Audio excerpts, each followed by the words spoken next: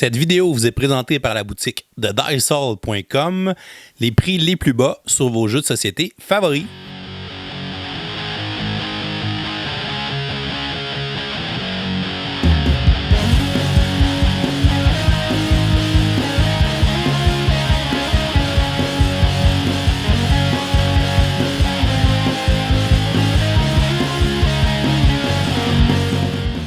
Salut les gamers, bienvenue après ça à Board Game, je m'appelle David. Aujourd'hui à Board Game 101, je vous présente le jeu Bitoku, un jeu qui a été édité en 2021 par Devir Games et qui sera bientôt traduit en français par nos amis de Yellow. C'est un jeu de l'auteur espagnol Germán Milán qui se joue de 1 à 4 joueurs, donc un mode solo, et les parties vont durer environ 120 minutes. C'est un jeu de type euro de salade de points où les joueurs vont incarner un esprit de la forêt qui tente de ramasser le plus de points de vertu pour devenir le prochain grand esprit de la forêt. C'est un jeu où on va avoir de la gestion de cartes, du placement d'ouvriers avec des dés, on va avoir des objectifs à aller chercher pendant la partie, on peut avoir des revenus, on a plein de pistes qu'on peut avancer pour des bonus, on a des cartes objectifs sur différentes choses, on va avoir un paquet d'affaires à faire pendant la partie, on va avoir un plateau personnel sur lequel on va débarrer un paquet de bonus en faisant certaines actions, on va aussi avoir des bâtiments qu'on va pouvoir construire qui vont améliorer les actions sur le plateau et évidemment quand les autres vont activer nos bâtiments, ça va pouvoir nous donner des petits bonus. Bref, il y a beaucoup de choses qui se passent à l'intérieur de ce jeu-là. Donc, Bitoku, je vous montre comment on joue. Ensuite, je vous dis ce que j'en pense. Et comme on est lundi, on vous donne une question de jour pour participer à un concours du lundi pour le mois de février 2022 dans lequel vous pourriez gagner le jeu Living Forest. On va installer une partie pour 2 joueurs. Premièrement, on va placer l'immense plateau au milieu de la table et on va le placer du côté 2 joueurs. C'est le côté où il n'y a pas d'encavure dans le plateau. À côté de celui-ci, on va se faire des réserves avec les différents jetons. On a notamment les 4 types de ressources, soit le bois, la pierre, les jades et le saké. On va aussi se faire des réserves avec les jetons d'amulettes de niveau 1, de niveau 2 et de niveau 3, ainsi qu'une réserve avec les tuiles d'Ikaru. Dans le haut du plateau, on va prendre le jeton du Grand Esprit et on va le placer sur la première case de la piste des manches. On va ensuite prendre le jeton de Pagoda et on va le placer au début de la piste des phases qui vont présenter les 4 saisons. On va ensuite mélanger les tuiles de porte Tori qui sont identifiées A et B. On va prendre une porte A et on va la placer sur l'emplacement du plateau. Et la même chose avec les portes B. Et les portes restantes seront remises dans la boîte de jeu. On va mélanger les cartes Bitoku et on va en placer une de façon horizontale sur chacun des 4 emplacements dans le haut du plateau. Et le reste seront placés dans le coin du plateau pour former une pioche. On va ensuite mélanger les cartes Yukai. On va prendre soin d'enlever les cartes de départ pour les donner aux joueurs. Et on va ensuite en révéler 4 qu'on va placer par-dessus les cartes Bitoku qu'on vient de placer sur le plateau dans les 4 emplacements. Et le restant des cartes Yukai seront placées dans l'autre coin du plateau pour former une pioche. Dans la partie centrale du plateau, on va commencer par prendre les tuiles de trésor et on va les placer aléatoirement sur les 5 emplacements de lac qui sont sur le plateau principal. On va ensuite mélanger les cartes vision et on va les placer sur l'emplacement au centre du plateau. On va ensuite prendre les tuiles de bâtiments anciens, ce sont les tuiles ou de bâtiments qui n'ont pas de couleur associée, et on va en placer une sur chacun des 4 emplacements de bâtiments anciens du plateau principal dans la zone de la forêt. Les autres tuiles de bâtiments anciens seront retournées dans la boîte de jeu. Et finalement, pour la section dans le bas du plateau, on va commencer par mélanger les tuiles de roche Iwakura et on va en donner une à chacun des joueurs. Ensuite, on va en placer le nombre face visible sur le plateau principal sur les 5 emplacements pour ces jetons et les autres seront remis dans la boîte de jeu. On va former une pioche avec les tuiles bâtiment et on va en révéler 4 faces visibles sur le plateau principal dans les emplacements qui sont juste à côté.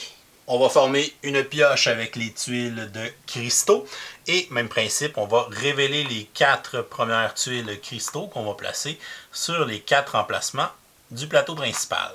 On va se faire une réserve avec les tuiles d'esprit Mitama Et on va révéler les 4 premières tuiles sur le plateau principal dans les emplacements qui sont juste à côté. Et finalement, on va faire des pioches avec les tuiles de libellule et on va aussi révéler les 4 premières tuiles libellule sur les emplacements du plateau principal. Chaque joueur va se choisir une couleur et va recevoir son plateau personnel ainsi que tout son matériel à sa couleur. Il va commencer par placer sa tuile drapeau dans le coin de son plateau personnel et il va recevoir ses jetons de pèlerin, ses marqueurs de couleur, ses cartes de Yukai de départ qui sont identifiés à sa couleur, ses 3D à sa couleur, ses 5 jetons Kodama et ses 6 jetons bâtiment. Et on a le jeton de roche Ikawa qu'on a distribué tout à l'heure. Premièrement, les joueurs vont placer 3 jetons de pèlerin avec l'œil ouvert pour dire qu'ils sont réveillés. Et on va les placer dans la zone disponible ici sur notre plateau. Pour les autres, on va les laisser sur la face endormie et on va les placer sur les emplacements noirs bonus de notre plateau principal.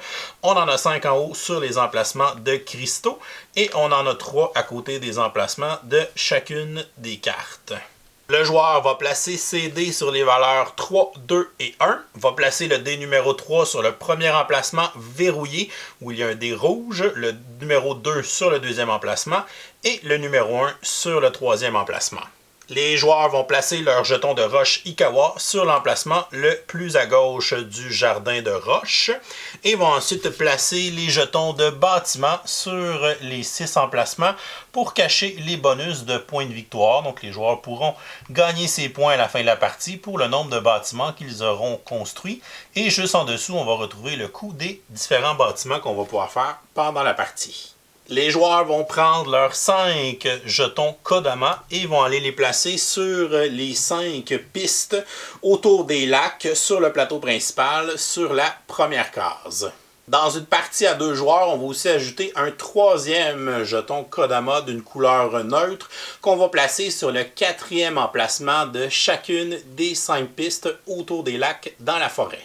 Les joueurs vont placer leur marqueur de couleur sur la case de départ de leur sentier Bitoku dans le bas de leur plateau personnel. Le 2e et le 3e seront placés sur le plateau principal.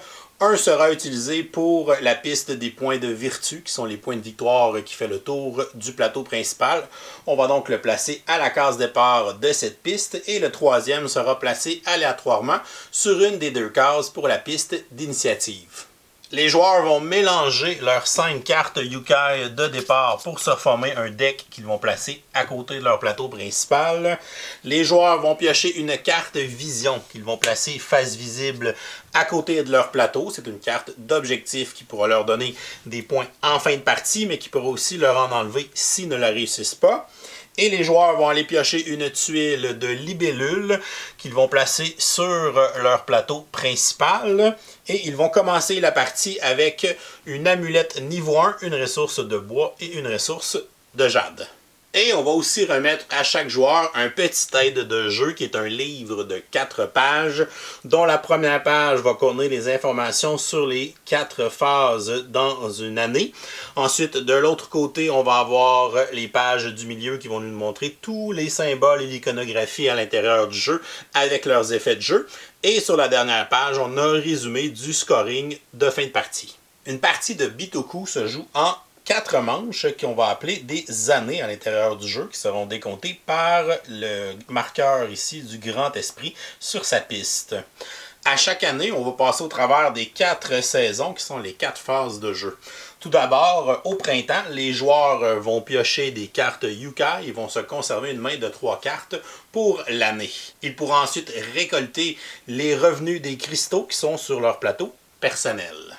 On passe ensuite à l'été, c'est la phase d'action. C'est là que les joueurs vont jouer à tour de rôle en commençant par le premier joueur ici sur la piste d'initiative, qui serait notre joueur mauve. Et il va pouvoir faire une action parmi les actions suivantes. Donc il peut jouer une carte Yukai sur un des emplacements de son plateau personnel et activer les effets de cette carte. Ou il peut utiliser un dé qui est débarré pour aller le placer sur un des emplacements dans la section de la forêt du plateau principal pour exécuter des actions. Ou il peut prendre un dé dans la forêt et le faire traverser la rivière pour activer les actions dans la colline. Et sinon, il peut passer son tour. Donc, on va continuer la phase d'action jusqu'à temps que tous les joueurs aient passé leur tour. Ensuite, on va passer à l'automne où on va simplement déterminer l'ordre d'initiative pour la prochaine manche en regardant le joueur qui est le plus haut dans la section ici des grands esprits. Et finalement, on va passer à l'hiver, qui est en fait une phase de maintenance. On va préparer la prochaine année, donc la prochaine manche. Les joueurs vont récupérer leurs dés, vont défausser les cartes de leur plateau. Ils vont pouvoir sacrifier une des cartes qu'ils ont jouées pour activer son effet de scoring. On va rafraîchir les tuiles bâtiments, les tuiles cristaux, les tuiles d'esprit, les tuiles de libellule. Et on va pouvoir procéder, aussi on va changer les cartes Bitoku et les cartes Yukai dans le haut du plateau. Et on va ensuite commencer une nouvelle année. À la fin des 4 années, on va passer au décompte final des points. Et le joueur qui aura le plus de points sera déclaré vainqueur et sera le prochain grand esprit de la forêt. Chacune des 4 années dans la partie va se diviser en 4 phases qui vont représenter les saisons, soit le printemps, l'été, l'automne et l'hiver. Donc commençons avec la première phase de printemps qu'on appelle aussi l'éveil de la forêt. La phase de printemps se joue simultanée, donc tous les joueurs vont jouer en même temps. Premièrement, les joueurs vont invoquer des Yukai, donc ils vont piocher des cartes de leur deck pour remplir leur main à 4 cartes. Au début de la partie, on n'a pas de main de cartes, donc on va aller en piocher 4 dans notre deck. Mais dans les manches suivantes, il se peut qu'on ait déjà des cartes en main. À ce moment-là, on va en piocher jusqu'à temps qu'on ait une main de 4 cartes. Si jamais on doit piocher des cartes et que notre deck est épuisé, à ce moment-là, on va remélanger notre défausse pour se former un nouveau deck de cartes. Les joueurs vont consulter les 4 cartes piochées et vont en garder 3 pour l'année. Donc, ils vont en placer une dans leur défausse de l'autre côté du plateau et conserver les autres pour se faire une main de 3 cartes. Ensuite, les joueurs vont récolter les fruits des cristaux mauves qu'ils ont sur leur plateau personnel. Évidemment, au début de la partie, on n'a aucune tuile de cristaux, donc on va sauter cette étape. Mais plus tard dans la partie, il se peut que les joueurs aient acheté des tuiles de cristaux mauves qui vont être placées dans le haut de leur plateau. Donc, dans cette phase de jeu, ils vont simplement activer les effets de ces tuiles. Par exemple, ici, on gagnerait une ressource de bois ou une ressource de jade. Celle-ci me donnerait une ressource de bois et celle-ci me donnerait un point de victoire. Les bonus de nos cristaux peuvent être activés dans l'ordre de notre choix. On passe ensuite à la phase d'été, qui est l'appel des gardiens, qui est en quelque sorte la phase d'action qui va se jouer à tour de rôle, en commençant par le joueur qui est en première position sur la piste d'initiative. Ici, ce serait notre joueur mauve. Durant l'été, un joueur a 4 options à son tour de jeu. Premièrement, il peut jouer une carte de sa main sur un emplacement libre de son plateau personnel pour jouer une carte de Yukai et activer les actions de celle-ci. Deuxièmement, il peut jouer un dé s'il est déverrouillé dans l'emplacement vert pour aller le placer sur le plateau principal dans un emplacement de la forêt pour exécuter une action forêt ainsi qu'une action de bâtiment. Troisième option, il peut prendre un de ces dés qui se trouve dans la forêt et le faire traverser la rivière pour atteindre les emplacements d'action dans la colline. Et quatrième option, le joueur peut simplement passer son tour, mais s'il décide de le faire, il ne pourra plus jouer dans la phase d'été de cette année-là. À chaque fois qu'on va jouer une carte sur notre plateau personnel ou qu'on va aller placer un dé sur le plateau principal, on va pouvoir activer différentes actions selon les icônes qui vont se retrouver à cet emplacement. On va commencer par vous expliquer le fonctionnement de ces grands types d'actions et ensuite on va expliquer en détail chacun des symboles et chacune des actions qu'on peut effectuer dans le jeu. Donc la première option, c'est de jouer une carte de notre main dans un emplacement libre de notre plateau personnel. On a donc 3 emplacements. On va pouvoir jouer 3 cartes Yukai à chacune des années. Donc, je peux choisir n'importe quel des 3 emplacements. On n'est pas obligé de les jouer de gauche à droite. Donc, je pourrais placer ma carte dans l'emplacement du centre. Premièrement, on va débarrer le dé s'il est encore sur la case verrouillée, la case rouge. On va le monter sur la case verte qui est juste au-dessus. Il devient donc disponible à mon prochain tour de jeu si je veux l'utiliser pour aller faire une action dans la forêt. Ensuite, on va pouvoir activer les effets de la carte qu'on vient de jouer. Dans ce cas-ci, c'est une carte de base dont l'effet va nous donner une ressource de jade ou bien une ressource de saké. Disons que je choisis de prendre le saké. Ensuite, si jamais on a un cristal qui est associé à cet emplacement de carte, on va pouvoir activer le cristal. On peut aussi décider de l'activer avant d'activer les effets de notre carte. Par exemple, ce sont les cristaux roses qui vont dans ces emplacements. Ne pas confondre avec les cristaux mauves qui sont les revenus qu'on a vus tout à l'heure. Donc si par exemple j'avais cette tuile de cristaux roses, donc quand je vais placer ma carte, je peux décider avant ou après d'activer ma carte de faire l'action qui est ici, qui me donnerait simplement une action de déplacement. Mais au début de la partie, on n'a évidemment aucune tuile de cristaux encore achetée. Une fois qu'une carte Yokai a été jouée sur notre plateau, il n'y a aucun moyen de la déplacer sur un autre emplacement. Elle va donc rester à cet endroit pour le reste de la manche. À mon prochain tour de jeu, je pourrais essayer la deuxième option, qui est de prendre un de mes dés déverrouillés et d'aller le placer sur un emplacement libre dans une case forêt du plateau principal pour exécuter une action de forêt ainsi qu'une action de bâtiment. Pour l'instant, j'ai seulement mon dé numéro 2 qui est déverrouillé, donc je pourrais le prendre et aller le placer sur le plateau. Mais si jamais je veux déverrouiller un autre de mes dés, je peux faire une action de déverrouillage en sacrifiant un de mes pèlerins qui est face visible, donc qui est dans ma zone disponible, que l'œil ouvert, je pourrais le sacrifier. Et ce qui me permet de faire en action bonus, l'action de déverrouiller un dé tout simplement, ce qui me permettrait de prendre mon dé numéro 3 et d'aller le jouer immédiatement, même si je n'avais pas joué de carte à côté de lui. Il y a aussi des actions bonus durant la partie qui peuvent déclencher l'effet de déverrouiller un dé, donc ça va fonctionner de la même façon, sauf qu'on n'aura pas besoin de sacrifier un pèlerin à ce moment-là. Je vais donc prendre mon dé numéro 2 et je vais le placer dans une des cases libres dans la zone de forêt du plateau principal, un emplacement qui est libre pour aller exécuter une action forêt et une action de bâtiment. Dans une partie à 2 joueurs, il y a seulement un emplacement dans chaque région de forêt. Donc, s'il est libre, on peut aller placer un dé, et s'il y a déjà un dé, on ne peut pas aller à ces emplacements. Mais si on joue à 3 ou 4 joueurs, il y aura plusieurs emplacements dans chaque région de la forêt. Donc, il y a une règle supplémentaire qui fait qu'on peut seulement placer un dé dans la forêt si le résultat est égal ou supérieur à des dés qui sont déjà placés dans la même région. Mais évidemment, cette règle ne s'appliquera pas dans les parties à 2 joueurs puisqu'on a seulement un emplacement dans chaque région de la forêt. Avant de placer un dé sur un emplacement d'action dans la forêt, on peut aussi décider de dépenser des jetons d'amulettes de notre réserve personnelle pour augmenter le résultat de ce dé. Donc si j'avais défaussé mon amulette niveau 1, qui a 1 carré, je peux augmenter la valeur du dé de 1. J'aurais pu avoir un résultat de 3.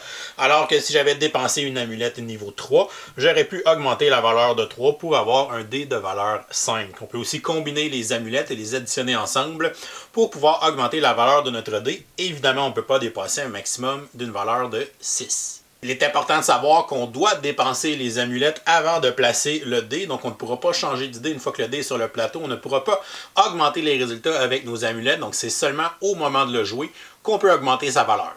Une fois son dé placé, le joueur pourra effectuer une action forêt. Parmi les actions qui sont disponibles ici, numérotées de 1 à 6, selon la valeur de son dé. Donc ici, j'ai une valeur de 2, donc je peux décider de faire l'action numéro 2 ou je pourrais faire l'action numéro 1. Donc on peut décider de faire une action qui est plus basse que le résultat de notre dé. On peut aussi faire une action de bâtiment parmi les 4 bâtiments disponibles dans cette région. Donc pour l'instant, on a seulement une tuile de bâtiment qui est le bâtiment ancien qu'on a placé au début de la partie. Et encore une fois, on doit avoir la valeur de notre dé doit être au moins égale à la valeur ou supérieure à la valeur du bâtiment qu'on veut activer. Et on peut faire cette action dans l'ordre de notre choix. Donc je pourrais faire l'action bâtiment avant l'action forêt ou l'action forêt avant l'action de bâtiment. Par exemple, ici, je pourrais faire l'action numéro 2 qui permet de gagner une jade ou une ressource de bois. Et après ça, je vais aller faire l'action du bâtiment qui va me donner une amulette niveau 1. Plus tard dans la partie, les joueurs auront l'opportunité de construire des bâtiments et il aura un jeton pour dire à qui appartient le bâtiment. Donc, le joueur mauve, lorsqu'il irait à cet emplacement, pourrait décider d'activer son action forêt, gagner sa ressource de jade ou sa ressource de bois, et il pourrait choisir le bâtiment du joueur vert à activer, ce qui lui permettrait de faire 2 points de victoire. Par contre, si un de nos adversaires active un de nos bâtiments, on va avoir un bonus de propriétaire qui est indiqué ici dans le coin de la tuile. Donc, le propriétaire gagnerait, lui, 1 point de victoire lorsque ce bâtiment est activé par un autre joueur. On n'active pas les bonus de propriétaire de nos propres bâtiments quand on les utilise. À mon prochain tour de jeu, je peux faire la troisième option disponible, c'est-à-dire que je peux prendre un dé qui m'appartient, qui est dans une région de forêt, et je peux le faire traverser la rivière pour atteindre les emplacements de collines qui sont vis-à-vis cette région. Pour ce faire, on doit avoir un dé d'une valeur au moins de 2, donc je ne peux pas traverser la rivière avec un dé de valeur 1. Ce que je vais faire, c'est que je vais le déplacer. Il faut qu'il y ait un emplacement libre dans la colline. En le déplaçant, on va devoir faire une offrande à la forêt, c'est-à-dire que notre dé va diminuer de 1 de valeur, donc mon 2 va devenir un 1. Si jamais je traverse la rivière avec un dé de valeur 6, il va descendre à une valeur de 3, rendu de l'autre côté de la rivière. Ensuite, le joueur pourra choisir une des actions disponibles dans cette région pour gagner soit les cartes Bitoku qui se retrouvent à ces endroits, gagner les cartes de Yukai ou effectuer différentes actions. Donc, si je choisis la troisième case, c'est que je vais faire 2 actions parmi les 4 qui sont là. Je ne peux pas faire 2 fois la même. Et lorsque j'aurai choisi la case d'action que je veux utiliser, je vais placer un jeton Hikaru sur cet emplacement. On ne pourra donc plus l'activer pour le reste de cette année.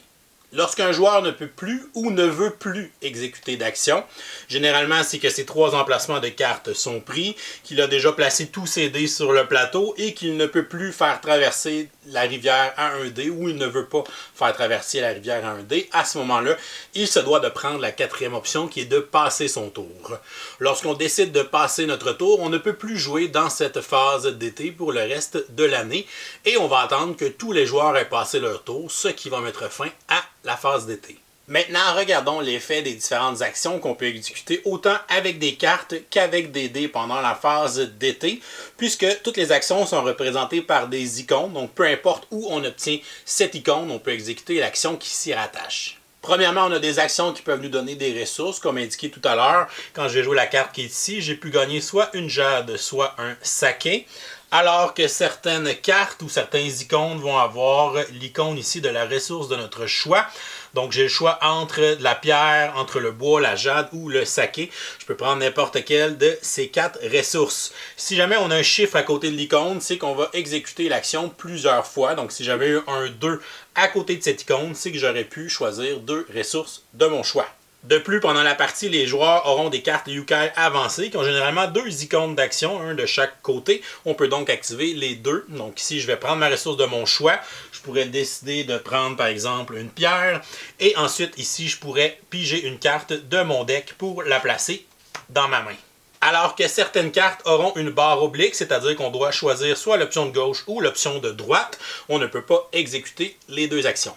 On peut aussi gagner des ressources avec l'action de forêt dans cette région. Donc ici, si j'avais une valeur de 6, ben là, je pourrais choisir n'importe quelle des 6 options. Évidemment, je prendrais la meilleure ici, qui est 3 ressources de mon choix. Avec un 5 ou un 4, on peut aller chercher 2 ressources de notre choix. Avec un 3, une ressource de notre choix. Avec un 2, on peut prendre une jade ou un bois. Et l'action à 1, qui est la même dans toutes les régions de la forêt, qui est simplement d'avancer notre jeton de Kodama dans cette région. Donc la petite citrouille, je l'avancerai sur la case suivante. Durant la partie, on va pouvoir obtenir des icônes de petites cannes de marche qui vont nous donner l'action de déplacement. Encore une fois, si je joue une carte qu'il y a un numéro à côté, c'est qu'on va avoir ici 2 fois l'action de déplacement en jouant cette carte Yukai, en plus d'avoir ici l'action du Kodama qu'on expliquera un peu plus tard. Donc regardons maintenant l'action de déplacement. On peut faire 3 choses différentes avec l'action de déplacement. Donc chaque action de déplacement, on peut faire un des 3 choix. Le premier choix, c'est d'avancer notre marqueur de couleur sur notre sentier Bitoku si on a réussi à obtenir ces cartes et les placer sur notre plateau personnel. Donc pour une action de déplacement, je peux avancer à la prochaine case et ensuite je vais déclencher les icônes qui sont sur cette carte. Ici, ça me donnerait 3 points de victoire et ça me permettrait de gagner une carte vision. Lorsqu'on gagne une carte Vision, on va aller piocher les 2 premières cartes du deck Vision. On va les regarder et on va décider si on veut en garder une des 2. Si on en garde une des 2, on va simplement la placer dans notre zone de jeu face visible. Donc c'est une nouvelle carte d'objectif qu'on devra remplir d'ici la fin de la partie. Sinon ici on aura un point négatif. L'autre carte sera remise sous la pioche. Si jamais je décide de ne prendre aucune des 2 cartes Vision, à ce moment-là, je vais gagner une ressource de mon choix. Il est à noter que le marqueur de couleur ne peut pas reculer sur le sentier, il doit toujours continuer et aller plus loin sur les nouvelles cartes qu'on va placer sur notre sentier Bitoku. Avec ma deuxième action de déplacement, je pourrais continuer et aller sur la prochaine carte Bitoku de mon sentier pour activer les icônes d'action qui se trouvent sur celle-ci. Mais je vais décider de faire une des deux autres options qui est d'aller placer des pèlerins sur le chemin de pèlerinage ou bien de les avancer si on en avait déjà placé préalablement. Avec un point de déplacement, je peux prendre un pèlerin qui est réveillé, qui est dans ma zone disponible, et je peux aller le placer sur la première case du chemin de pèlerinage à côté de la porte principale. Et avec mes prochaines actions de déplacement, je vais pouvoir continuer de faire progresser ce pèlerin sur le chemin de pèlerinage, ou je peux décider de l'envoyer vers le haut pour aller s'endormir et réclamer un bonus. Par exemple, si j'ai une autre action de déplacement, je pourrais l'envoyer vers le haut. Et là, je vais décider de l'endormir. Il va terminer son pèlerinage à cet endroit-là. Il va rester là pour le reste de la partie. Et ça va me donner une amulette niveau 1 et immédiatement 2 points de victoire. Alors que plus tôt, je pourrais décider de continuer son pèlerinage au lieu de l'envoyer là pour aller chercher des meilleurs bonus. Et je pourrais l'avancer à la case suivante. Comme le chemin Bitoku, on ne peut jamais revenir en arrière sur le chemin du pèlerinage. On doit toujours avancer vers la droite ou bien aller vers le haut pour aller s'endormir et réclamer un bonus. Il y a des bonus où on a des icônes de porte. Donc lorsque je vais aller m'endormir sur un de ces emplacements, je pourrais avancer de 1 pour aller réclamer ce bonus. Je vais le placer du côté endormi.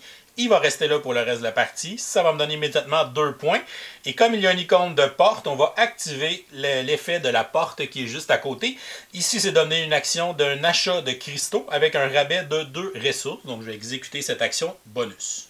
Lorsqu'on a placé un de nos pèlerins sur une icône de porte, les prochaines fois qu'on va amener un nouveau pèlerin dans le sentier, on va pouvoir démarrer à l'emplacement qui est à côté de cette porte au lieu de commencer à la porte principale. Au milieu du sentier, on a un premier pont. Pour pouvoir traverser ce pont avec un pèlerin, on doit avoir au minimum une carte Bitoku sur notre sentier de notre plateau personnel. On n'est pas obligé d'avoir réclamé le bonus de cette carte, mais elle doit être placée. Et le dernier pont à la fin du sentier, on doit avoir 2 cartes de Bitoku placées sur notre sentier dans le bas de notre plateau personnel pour pouvoir traverser ce pont et aller réclamer le dernier bonus de l'autre côté, qui est de 8 points ainsi qu'une amulette niveau 3. Sur le sentier de pèlerinage, toutes les cases où on a des icônes de pas qui sont dans le bas du sentier, on peut être plusieurs pèlerins sur la même case, alors que toutes les cases de bonus qui sont situées dans les sentiers vers le haut sont limitées à un pèlerin par case. On peut aussi obtenir des actions de déplacement en venant placer un dé dans la région de la forêt qui est ici. Donc si j'ai une valeur de 2, je peux avoir une action de déplacement. Si j'ai une valeur de 3 comme ici, je peux avoir 2 actions de déplacement. Avec une valeur de 4 ou 5, je peux avoir 3 actions de déplacement. Et si jamais je réussis à jouer un 6, je vais avoir 4 actions de déplacement. Pendant la partie, les joueurs pourront obtenir des esprits Mitama ainsi que des libellules. On peut retrouver ces actions ici avec l'icône de la libellule et ici avec l'icône de l'esprit Mitama. Donc lorsque je vais jouer cette carte Yukai, comme il y a une barre oblique, je vais devoir choisir une ou l'autre de ces 2 actions. On peut aussi se procurer des libellules ainsi que des esprits Mitama si on place un dé dans cette région de la forêt. Par exemple, ici avec un résultat de 2, donc je vais exécuter la même action qui était sur la carte que je viens de jouer, c'est-à-dire que je peux acheter soit une libellule ou un esprit Mitama. Si j'avais un résultat de 3, j'aurais pu acheter soit une libellule ou soit un esprit Mitama avec un rabais d'une ressource. Pour les résultats de 4 ou 5, j'ai encore le choix entre les deux, soit une libellule, soit un esprit Mitama, mais là, le rabais s'applique peu importe lequel je choisis. Alors que si j'ai un résultat de 6, il n'y a plus de barre oblique, donc je peux faire les 2 actions. Donc, acheter une libellule et acheter un esprit Mitama, et je vais avoir un rabais d'une ressource pour un des 2 achats seulement. Lorsqu'on exécute l'action d'acheter un esprit Mitama ou une libellule, on peut prendre parmi celles qui sont disponibles sur le plateau principal. Donc pour les libellules, j'ai le choix entre les 4 qui sont disponibles présentement. La première ici me donne une ressource en plus de me donner la tuile de libellule. La deuxième ici n'a pas de coût.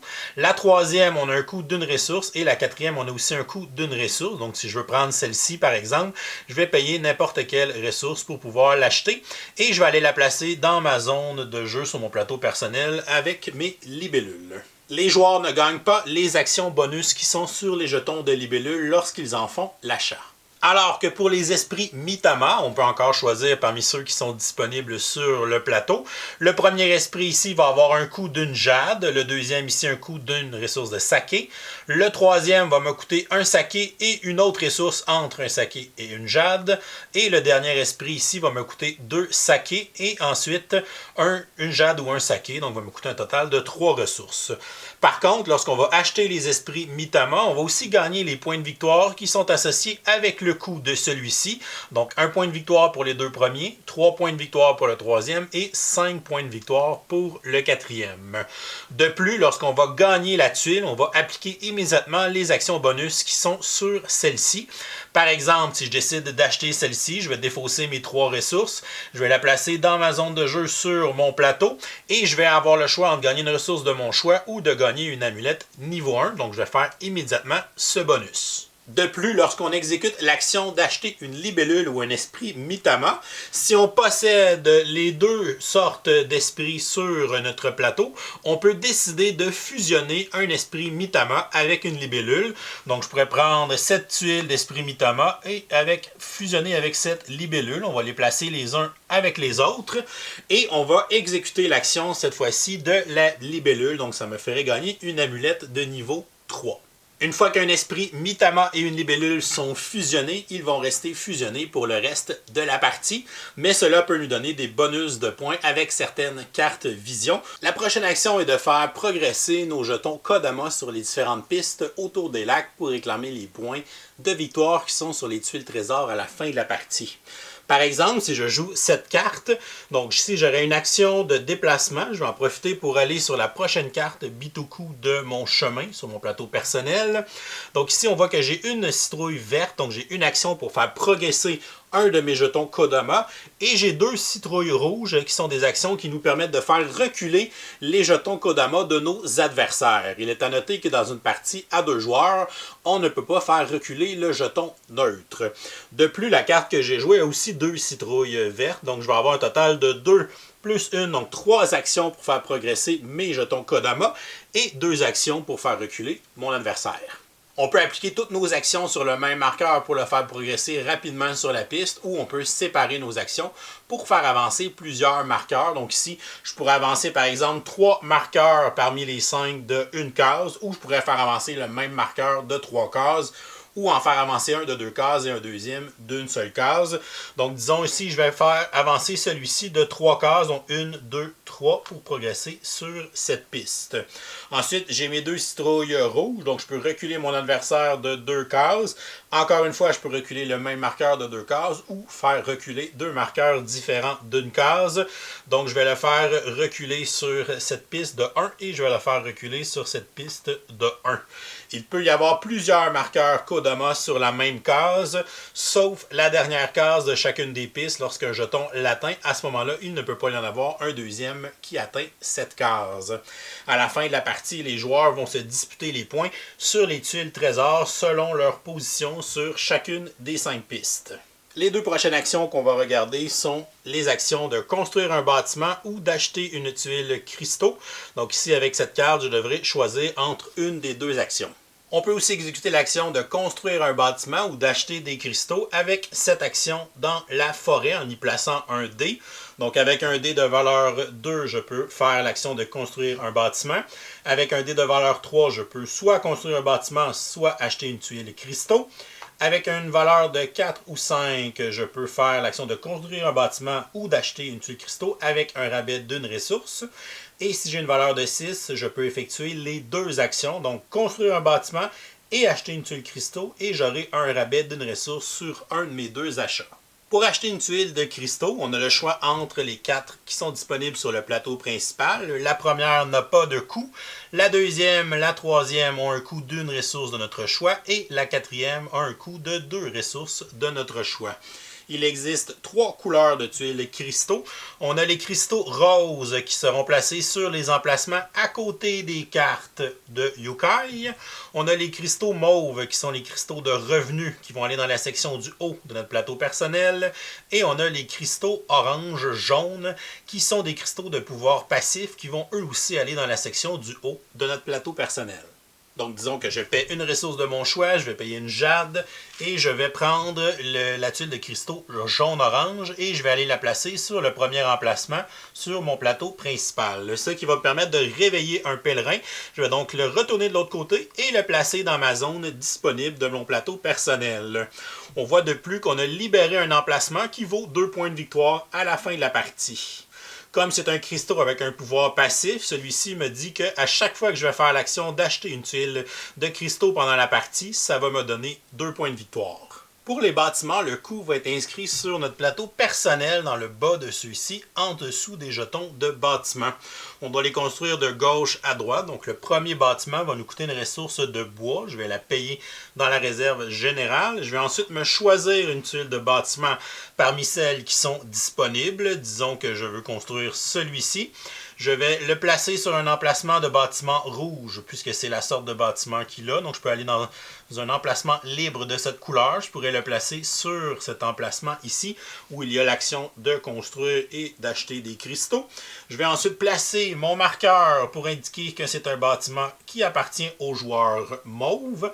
Je vais réclamer le bonus de construction qui est indiqué ici. C'est de faire avancer ici le jeton Kodama de cette région de 2. Donc, je vais l'avancer de 2. Et ensuite, ça va aussi me donner une amulette niveau 1. En construisant des bâtiments, on libère aussi des points de victoire qui seront cumulés dans le décompte final à la fin de la partie. Si le joueur a construit son bâtiment à partir de l'action de forêt, donc si par exemple j'avais eu un 5, ça m'avait permis de faire l'action de construction et que je construis ce bâtiment-là. Comme je viens de le construire, je ne peux pas l'activer à ce tour-là, donc je pourrais prendre l'effet du bâtiment qui est à côté pour me faire 2 ressources de mon choix. Les prochains symboles d'action qu'on peut rencontrer en jouant cette carte, on a l'icône pour gagner une tuile de roche Iwakura et on a l'icône pour aller placer un pèlerin à côté d'une roche Iwakura sur notre plateau personnel. Donc si je prends la première option, je vais aller prendre une des tuiles restantes sur le plateau principal et je vais venir la placer sur le premier emplacement libre de mon jardin de roche dans le bas de mon plateau personnel. Ce sont des objectifs qui vont nous demander d'avoir construit certains types de bâtiments, d'avoir recruté certains esprits Mitama ou d'avoir certaines cartes yokai à la fin de la partie. Alors que la deuxième option, si j'avais choisi l'action à côté, c'est que je peux prendre un de mes pèlerins qui est disponible et d'aller le placer sur des emplacements qui sont adjacents aux tuiles de roche qui sont dans mon jardin, dans mon plateau personnel. Donc par exemple, je pourrais le placer à cet emplacement. Cet emplacement a un coût qui est associé. Ça va donc me coûter une ressource. Je vais utiliser mon saké. Et le pèlerin va s'endormir, donc on va retourner du côté endormi, il va rester là pour le reste de la partie. Et il devient un multiplicateur de points pour chacun des 2 objectifs, puisqu'il est adjacent à ceux-ci. Si je l'avais placé à cet endroit-là, ça ne m'aurait rien coûté, mais il est seulement un multiplicateur pour l'objectif qui est ici. Donc plus je mets de pèlerins autour de mes roches, plus ils auront des multiplicateurs de points importants à la fin de la partie. Certains icônes d'action nous permettent de gagner des cartes Yukai ainsi que des cartes Bitoku directement de la pioche. Lorsqu'on va exécuter ces actions, on va piocher 2 cartes de la pioche et on va en conserver une des 2 et on va défausser l'autre. Les cartes Yukai seront placées directement dans notre main alors que les cartes Bitoku seront placées dans le bas pour continuer notre sentier. Regardons maintenant les actions qu'on peut exécuter dans les emplacements de collines lorsqu'on fait traverser un dé provenant de la forêt de l'autre côté en diminuant sa valeur de 1. J'ai 3 choix d'actions par emplacement. Donc, plutôt 6 parce que ce sont des emplacements communs dans une partie à 2 joueurs. Donc, la première case me permet de prendre la carte Bitoku qui se trouve à cet endroit-là. La case qui est ici me permet de prendre la carte et d'aller l'ajouter directement dans mon sentier, dans le bas de mon plateau personnel. La case du milieu me permet de prendre la carte Yokai qui se trouve ici, où je peux aller prendre celle qui est là, et de la placer directement dans ma main. Et pour le troisième emplacement, il est identique pour tous les endroits dans la colline. Je vais choisir 2 des 4 actions qui sont proposées et je ne peux pas choisir 2 fois la même. J'ai le choix entre une action Kodama, de faire avancer un de mes jetons Kodama sur une des 5 pistes. Je peux gagner une carte Vision, donc je vais en piocher 2 et je vais décider si je veux en garder une ou 0. Si j'en garde 0, je pourrais prendre une ressource de mon choix. On peut gagner une roche Iwakura ou on peut aller placer un pèlerin qui est disponible à côté d'une roche sur notre plateau personnel. Et après avoir exécuté une action dans la colline, on va placer un marqueur Ikaru pour dire que cette action n'est plus disponible pour le reste de l'année. Et on retrouve 4 actions uniques dans la région de la forêt qui est au centre, qui est la maison du Grand Esprit, qui fonctionne différemment des 4 autres régions puisque la valeur du dé n'aura pas d'influence sur ces actions.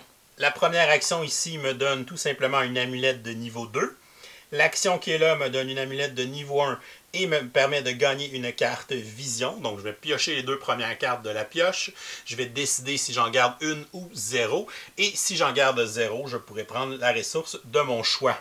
Pour l'action qui est là, on va gagner une amulette niveau 1 et ensuite on a le choix entre une action de déplacement ou une action de gagner la ressource de notre choix. Et pour la 4e action, celle-ci nécessite d'avoir un dé de valeur 2 minimum, puisque le dé perdra 1 de valeur, donc on ne peut pas y aller avec un dé de valeur 1. Donc si j'irai avec mon dé de valeur 2, il va se transformer en 1, et ça va me permettre d'aller copier l'effet d'un dé dans la forêt de mon adversaire.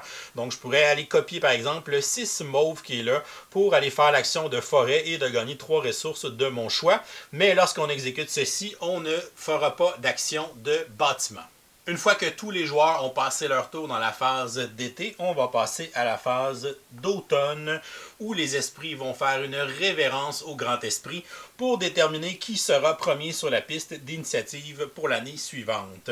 On va regarder dans la zone du Grand Esprit s'il y a des dés. Donc ici, il y a juste le joueur vert qui a mis des dés, donc c'est lui qui va devenir premier joueur pour la prochaine année.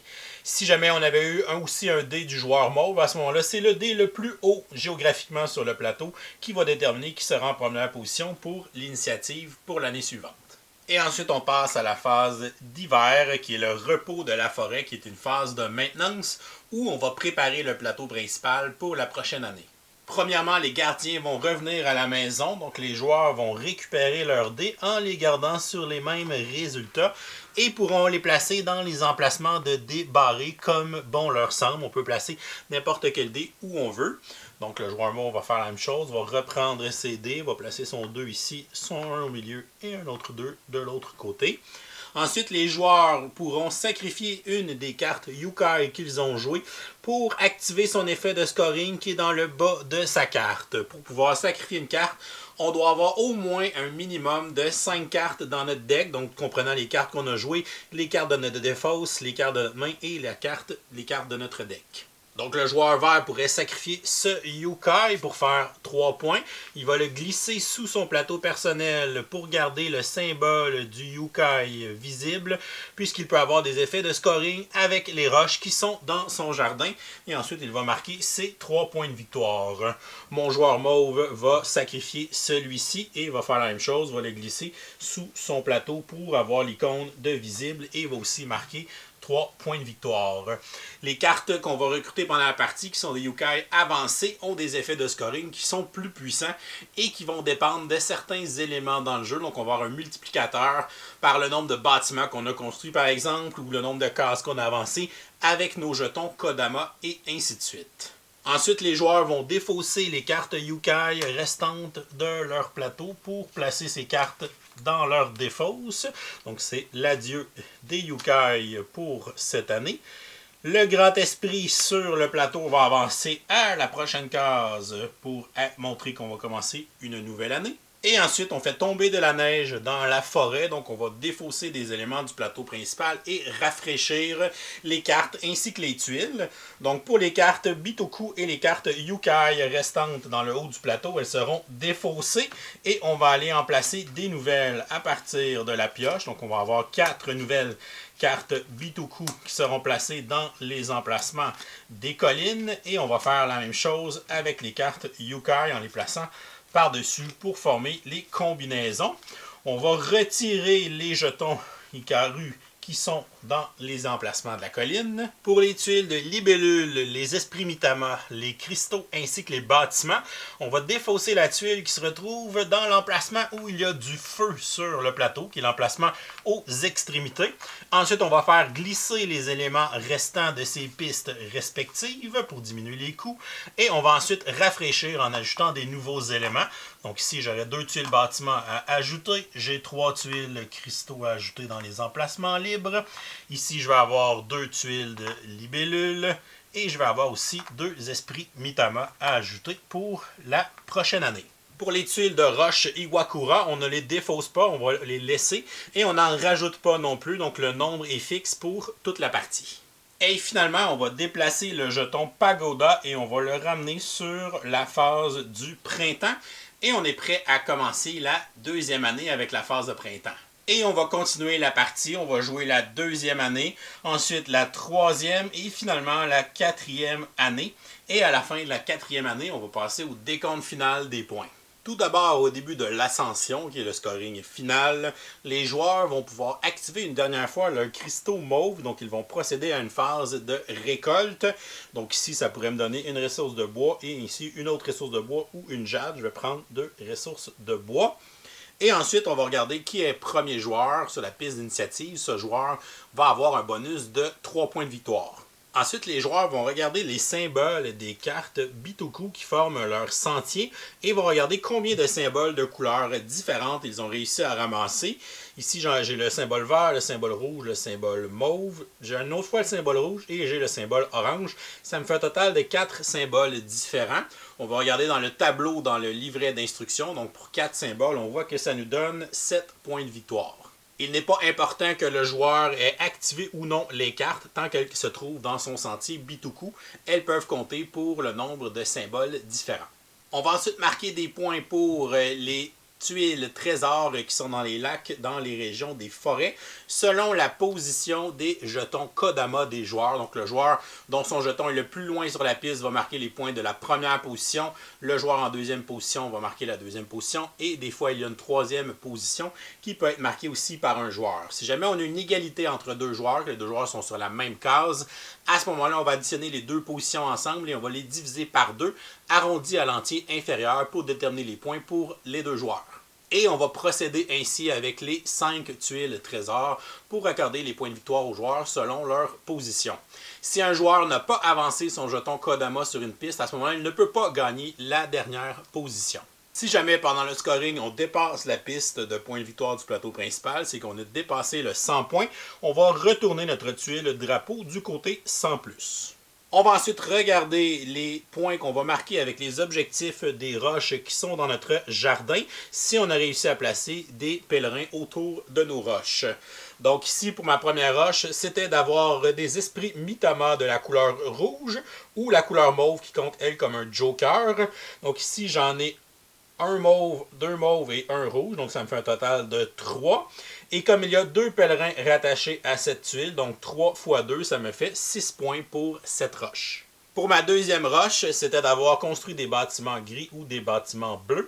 Disons que j'ai réussi à construire un total de 4 pendant la partie, donc les 4 bâtiments que j'ai construits étaient de ces couleurs. Et j'ai 2 pèlerins qui sont rattachés à cette roche, donc 4 x 2, ça me fait un total de 8 points pour cette roche. Et ma dernière roche, c'est selon les catégories de cartes Yokai. Donc, ce sont des cartes avec ce symbole ou bien celui du Joker avec la petite sorcière. Donc, ici, j'en ai 3 plus le Joker. Ça me fait un total de 4 symboles. Mais il y a seulement un pèlerin de rattaché. Donc, 4 x 1, ça me fait un total de 4 points pour cette roche. On a ensuite l'hommage des gardiens. On va additionner la valeur finale de nos dés à la fin de la partie. Donc ici, 5 plus 4 plus 3, ce qui fait un total de 12. Et on va additionner aussi le nombre de ressources restantes. Il m'en reste 3, donc ça fait un total de 15. On va diviser cette valeur par 4, donc ça va faire 3 points quelque chose. On arrondit à l'entier inférieur malheureusement, donc ça va faire 3 points de victoire. Ensuite, on va regarder les cartes vision qu'on a ramassées pendant la partie. Si on a réussi à avoir tous les éléments qui sont représentés sur les cartes vision pour marquer les points qui sont dans le bas de la carte. Si jamais on n'a pas réussi à accomplir tous les éléments sur une carte vision, à ce moment-là, on a la pénalité de points qui sont les petites icônes de poisson en gris. Un élément ne peut pas être utilisé pour 2 cartes. Par exemple, on voit ici que la carte de vision me demande d'avoir construit un bâtiment, d'avoir un pèlerin sur un emplacement comme ceci et d'avoir un esprit Mitama. Et la carte qui est ici me demande aussi un bâtiment, mais ça ne peut pas être 2 fois le même. Donc, il faut déjà construire au moins 2 bâtiments dans la partie pour pouvoir réclamer les bâtiments de mes cartes vision. Pour celle-ci, ça me prend un esprit Mitama qui soit fusionné ou non. En fait, non, ici, c'est une fusion entre un esprit Mitama et une libellule. Ici, ça met un pèlerin sur un emplacement de porte. Ici, c'est une ressource, peu importe laquelle.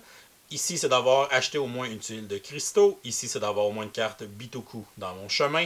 Ici, c'est d'avoir 2 fusions. Donc, ça me prend 2 plus une. Ça me prend 3 fusions au total, mais on voit que j'en ai 5. Donc, je n'ai pas de problème avec ça.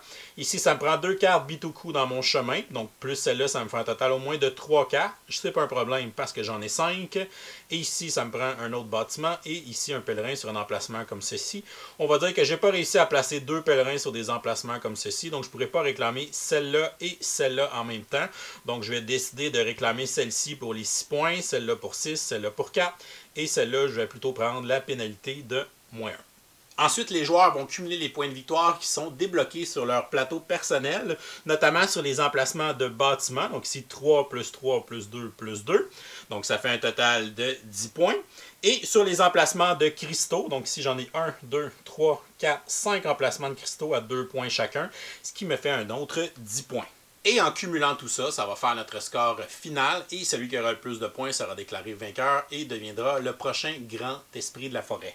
Si jamais on a une égalité, c'est le joueur qui a réussi à compléter le plus de cartes vision qui va départager l'égalité. Sinon, ce sera le joueur qui est en première position sur la piste d'initiative à la fin de la partie. Et voilà, c'est comme ça qu'on joue à Bitoku. Je vous reviens avec mon opinion personnelle. Qu'est-ce qu'on pense de Bitoku? Et pour vous en parler, j'ai invité LP qui lui aussi avait hâte de vous parler de ce gros jeu euro. Ouais, puis je vais pouvoir aborder un petit peu le mode solo que je crois tu n'as pas essayé. Effectivement. Alors que moi, je l'ai joué exclusivement en solo. Je n'ai pas eu l'occasion de l'essayer avec des gens. On va pouvoir l'aborder de 2 angles différents. Parfait. On va commencer avec ses côtés positifs. Puis je pense que le premier qui nous vient en tête quand on regarde ou qu'on voit ce jeu-là, ben, je pense que c'est la production du jeu. Autant le matériel, je pense le visuel aussi, les couleurs, l'espèce d'univers qu'ils ont créé. Là, c'est un univers fictif, là, en passant, c'est décrit dans le livret d'instruction. C'est inspiré de la mythologie japonaise, mais c'est un univers fictif qu'ils ont créé à partir de ça. Fait que c'est vraiment bien, c'est vraiment très beau. Le matériel, le carton, toutes les tuiles de carton sont super épaisses. Le plateau, il est recto verso. Puis le côté 3-4 joueurs, tu as des emplacements pour justement mettre les tuiles pour le nombre d'emplacements d'ouvriers qu'il va y avoir sur le plateau qui va changer si on joue à 3, si on joue à 4. De l'autre côté qui est le 2 joueurs que tu n'as rien à placer sur celui-là. Fait que ça aussi, c'est quand même très bien. Puis sinon, pour le matériel. J'allais juste rajouter au niveau thématique, matériel, une des choses que j'aime beaucoup dans ce jeu-là, c'est justement le thème et la façon qui est imbriqué dans le visuel du jeu. C'est toutes les cartes vision, les différentes cartes d'esprit, puis les cartes Bitoku, justement, que tu peux aller chercher. Le visuel, je le trouve super intéressant. Moi, j'aime beaucoup les 2 jetons au niveau du matériel du tour de jeu, puis des 4 phases dans le tour de jeu. Ça me fait penser beaucoup à la thématique du film Princesse Mononoke. Oui. Moi, c'est la première affaire qui me frappait, l'espèce d'élan avec des bois multiples qui s'élèvent, que tu vois sur la frange de la boîte, là, sur le côté de la boîte. Fait que puis au niveau thématique, le fait que le plateau soit si vibrant, plein de couleurs, moi, ça m'a aidé aussi à comprendre les règles puis à aller chercher des aspects complexes du jeu. Il y a certains bouts que le thème, la façon que le plateau était fait m'a aidé à me retrouver dans le jeu. Ouais, puis quand tu lis le livre d'instruction, il y a beaucoup de flavor text qui va vers ça. T'sais, on te dit, les dés représentent justement les yokai gardiens qui vont justement aller dans la forêt, aller demander des genres de faveurs à la forêt, qui vont représenter un peu les actions que tu fais. Puis bon, fait que bref, il y a quand même beaucoup de trucs thématiques qui ont été développés autour de ça. Ouais, pour un jeu euro, c'est quand même bien réussi le thème. Les jeux euro ne le réussissent pas toujours. Il y en a plusieurs qui le réussissent bien. Là. Mais celui-là, je l'ai trouvé thématique. Ouais. Sinon, si on fait un lien vers tout le visuel, puis vous voyez que l'iconographie dans le jeu, là, parce que je pense que c'est un jeu d'icônes à la base. Là. Puis la première fois qu'on m'a mis l'aide de jeu entre les mains, c'est assez intimidant parce que c'est un livre, l'aide de jeu. Il y a 4 pages. Puis les 2 pages du centre, là, c'est rempli d'icônes. Là. C'est tous les icônes qu'il y a dans le jeu avec leurs effets. C'est assez intimidant pour une première partie, mais en y jouant, en les apprenant tranquillement, on réalise que, dans le fond, je pense qu'ils ont vraiment fait une bonne job pour l'iconographie. Parce que, tu sais, nous autres, on a le jeu en anglais, puis, tu sais, vous l'avez vu dans la vidéo, ça paraît pas aucunement que j'ai une copie en anglais, à part si vous regardez l'aide de jeu, c'est la seule affaire que du texte décrit. Tout le reste, le plateau, les plateaux de joueurs, le plateau principal, les cartes, les tuiles, c'est juste les icônes. Puis c'est tout le temps les mêmes icônes qui reviennent. Fait que tu sais, que tu aies un symbole de libellule sur une carte que tu joues, que tu aies un symbole de libellule sur une porte que j'active en plaçant un pèlerin, c'est la même action, là, aller chercher une libellule. Peu importe, tu l'actives où. Fait que tu as souvent ces icônes-là qui reviennent à différentes places. T'sais, même chose pour gagner des ressources, acheter des cristaux, faire... Toutes les actions du jeu vont revenir à plusieurs endroits, mais c'est toujours les mêmes icônes. Fait qu'on va rapidement les assimiler. Fait que je pense qu'il est quand même très bien fait pour ça. Là. Ouais, puis ça, j'ai pas grand-chose à rajouter là-dessus. Là. Je suis d'accord avec tout ce que tu as dit. Moi, il me fait penser aux plus gros jeux de compagnies comme Mind Clash Games, là, qui ont presque pas de texte sur le jeu, souvent même pas de texte du tout, mais qu'il y a des dizaines et des dizaines et des dizaines d'icônes différents, souvent avec une petite variante, là, le petit pouce en l'air, la petite flèche orange ou la petite flèche rouge par en bas, l'icône de victoire qui revient de 3 façons différentes selon si c'est pendant la partie, à la fin de la partie ou si c'est négatif, des trucs comme ça. Mais comme tu dis, une fois qu'on les apprend. Puis le plateau, moi, m'aide là-dessus parce que les icônes sont toujours à côté de la ressource ou du jeton. Tu sais, par exemple, la libellule, ben, le symbole de libellule, il est imprimé sur la pile de tuiles de libellule aussi. Fait que tes premières parties, ah oui, cette action-là, ça allait chercher cette tuile-là. Cette action-là, ça allait chercher les esprits. Là, je vous tout année, non, les mitamans. Les mitamans, oui. Oui, c'est ça. Ça se paye, les deux jetons ils ont une forme qui s'imbriquent ensemble. Fait que quand je vois l'icône de les relier ensemble, ben là, je comprends que c'est ces deux jetons-là que je dois coller ensemble. Fait que la forme des jetons, puis l'iconographie qu'il y a sur les jetons, le style visuel du jeu, le design graphique du jeu aide aussi à comprendre l'iconographie. Ouais, puis avec les cristaux, il y a un code de couleur. Il y a 3 types de cristaux.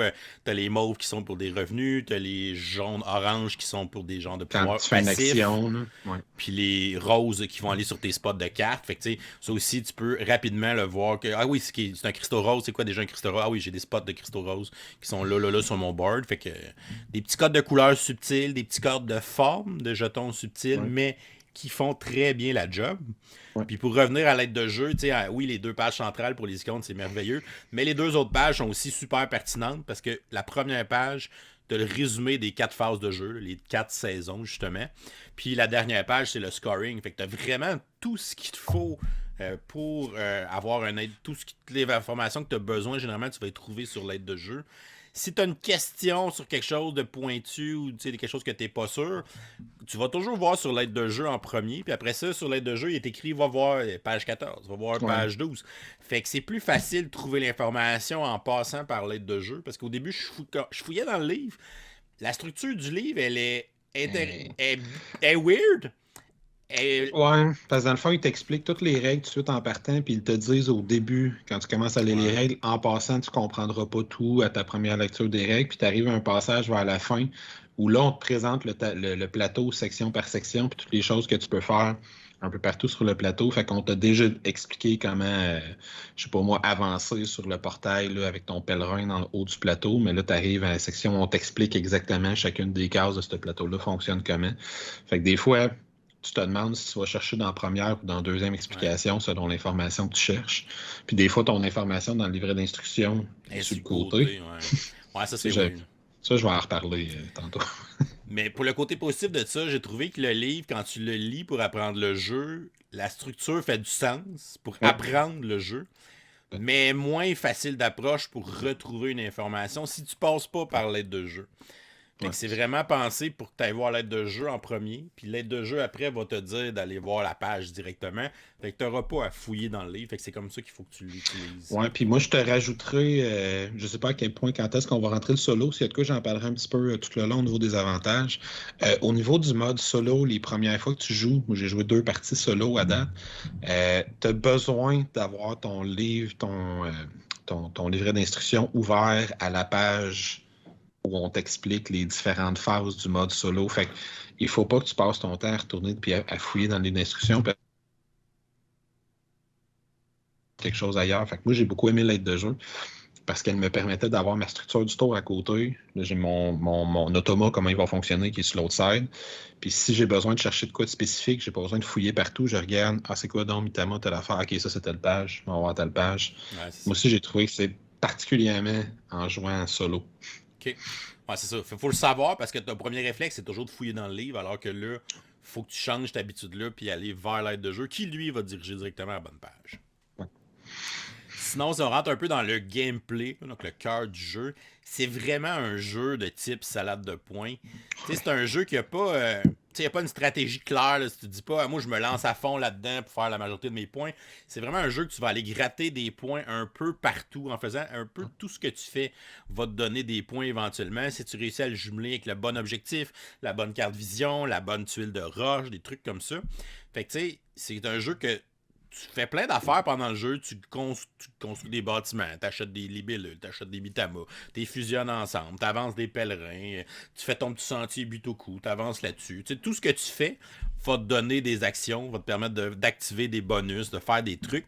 Tu vas ramasser plein de choses, puis éventuellement, tu vas essayer d'agencer ça avec tes cartes de vision, justement, pour essayer de remplir ces cartes-là, parce que ça peut quand même donner beaucoup de points si tu réussis à en faire comme 5-6 dans une partie. C'est pas négligeable. Puis en plus, les mêmes éléments qui se cassent sur des cartes vision peuvent scorer sur les roches. Fait que c'est rare dans un jeu qu'un élément que tu achètes ou que tu peux avoir dans ta zone de jeu peut scorer sur 2 sortes d'objectifs différents. Je trouvais ça quand même intéressant. Puis c'est là que tu vas un peu développer des synergies, puis tu vas essayer d'aller chercher un peu plus de points, puis d'avoir l'avantage sur ton adversaire. Là. Ouais, ça, encore une fois, il n'y a pas énormément de choses à rajouter. Là. C'est très complet ce que tu viens de dire. C'est vraiment le genre de jeu que ton premier tour de jeu, tu te demandes où tu t'en vas. Je vais te construire un building. Puis en plus, tu as déjà une coupe de ressources au début de la partie. Fait que tu peux te construire un building, aller me chercher une tuile, chercher une carte de vision comme première action, peut-être un peu dangereux. Donc, d'où tu t'en vas. Tu peux pas, je pense. En tout cas, bref. Mais dépend des configurations. Mais tu sais, aller débloquer tout de suite un dé pour aller chercher tel truc ou commencer à placer un pèlerin à telle place, c'est vraiment extrêmement confus, c'est pas le bon terme, mais extrêmement libre. Ouais. C'est un genre de salade de points open world.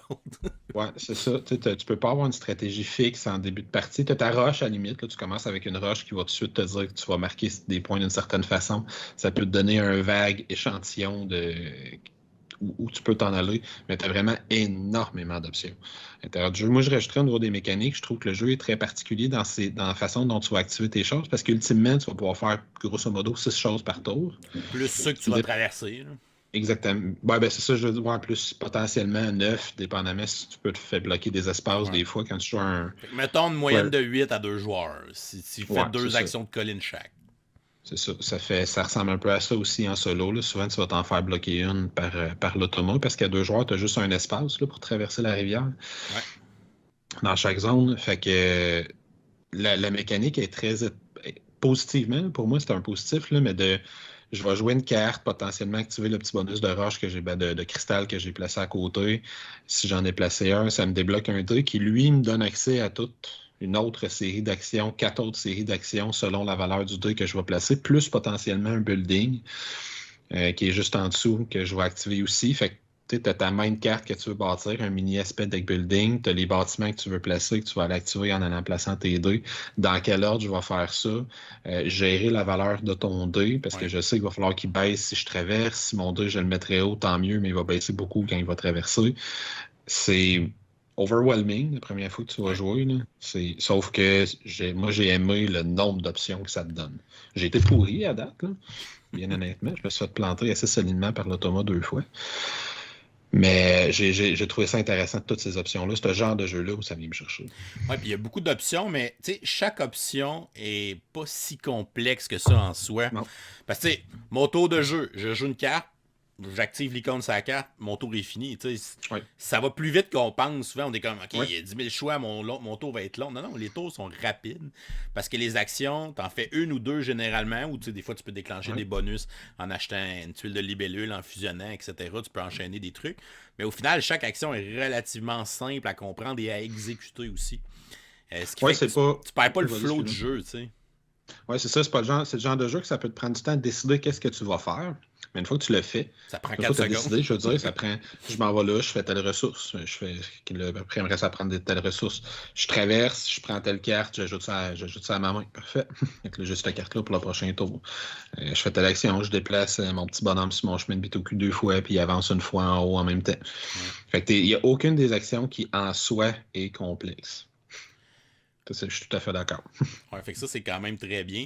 Puis ceux qui aiment pas les jeux de placement de dés parce qu'ils trouvent que ça amène du hasard dans un jeu euro, mais dans celui-là, on n'a pas du tout cette composante-là. Même s'il y a du placement de dés, les dés, on ne les lance jamais. Fait que les valeurs sont fixées au début de la partie. Puis ils vont soit descendre quand on traverse la rivière ou monter quand on va jouer des amulettes. Fait que c'est vraiment nous autres qui va contrôler la valeur de nos dés. Fait que ça, j'ai trouvé que ça fitait aussi avec un peu le reste du jeu de ne pas avoir cette couche de hasard-là parce que déjà, il y a quand même un certain hasard dans les cartes vision, dans les tuiles qui vont sortir à chaque tour, les cartes disponibles, les cartes Bitoku, les cartes Yukai disponibles à chaque tour. Il y a quand même beaucoup de hasard là-dedans. Fait que c'était pas nécessaire, je pense, de racheter le hasard des dés. Fait qu'ils ont bien fait, selon moi, de garder ça comme ça. Oui, c'est ça. Puis ça, ils l'ont bien géré parce que non seulement tu as le hasard des tuiles, mais chaque espace où tu achètes des tuiles est associé à un coût, à une économie en ressources. Fait que si la tuile que j'ai besoin de papillon, de libellule, elle tombe sur l'espace qui est gratuit ou elle tombe sur l'espace qui coûte 2 ressources, ça fait quand même une bonne différence dans ma stratégie. Ouais. Si c'est celle-là vraiment que je veux pour t'as même l'espace qui donne une ressource. C'est ça, exactement.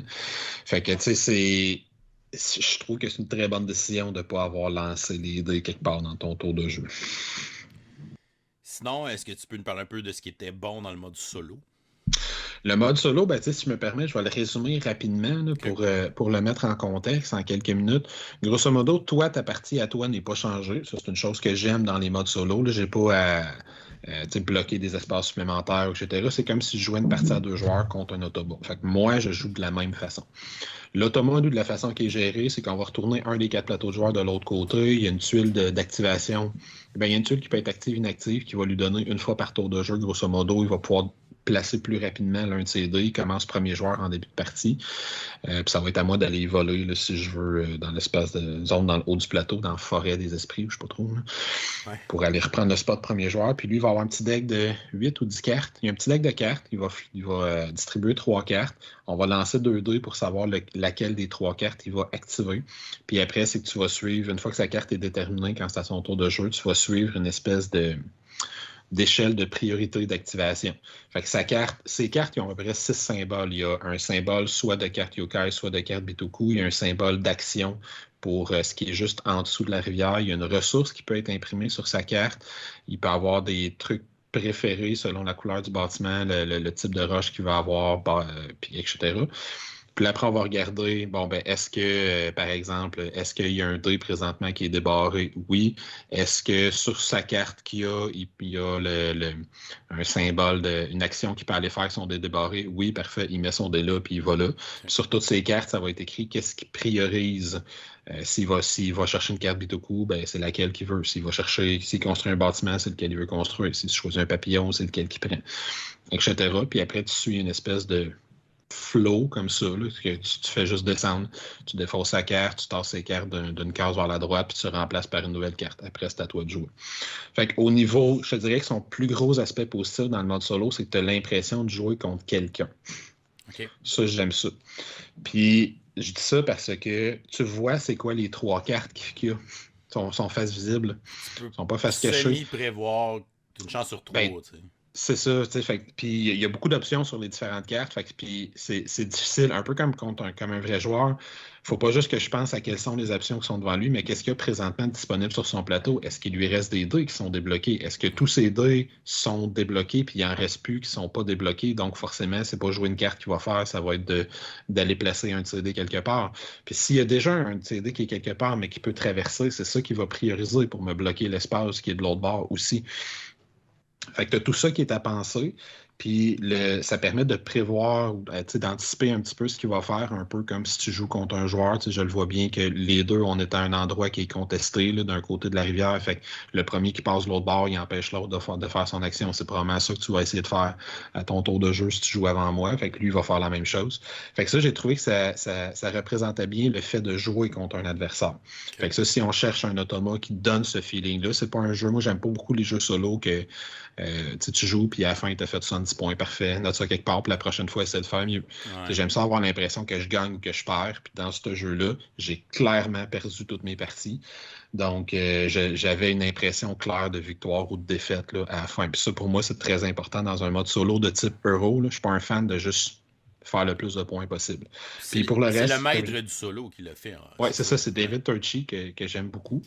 Puis les autres aspects du solo, je vais peut-être en parler plus dans l'aspect négatif. Il y a quand même des points qu'il faut savoir avant de s'embarquer dans un mode solo.